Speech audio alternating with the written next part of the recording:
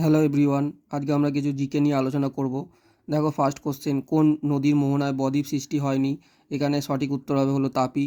কৃষ্ণা কোন উপনদীর তীরে হায়দ্রাবাদ শহরটি অবস্থিত? এটা সঠিক উত্তর হবে হলো মুসি। ভারতের উপদ্বীপীয় অংশের কোন নদীর জল সবথেকে বেশি সেচের জন্য ব্যবহৃত হয়? এখানে সঠিক উত্তর হবে হলো কাবেরী।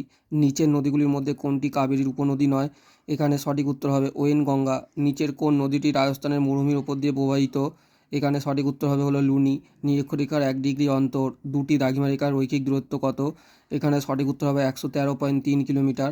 গুরুমণ্ডলের অর্ধগলিত উপরের অংশকে কি বলে? এখানে সঠিক উত্তর হবে হলো অ্যাসথেনোস্ফিয়ার। তুষারপাত অধ্যুষিত অঞ্চলে কী ধরনের আবহবিকার দেখা যায়? সঠিক উত্তর হবে এখানে যান্ত্রিক আবহবিকার। মহাদেশীয় পাতে বা প্লেট কী ধরনের শিলায় গঠিত? সঠিক উত্তর হবে হলো গ্রানাইট। ব্যাসল্ট শিলায় রূপান্তরিত হয়ে কোন শিলায় পরিণত হয়? সঠিক উত্তর হবে হলো অ্যাম্ফিবোলাইট।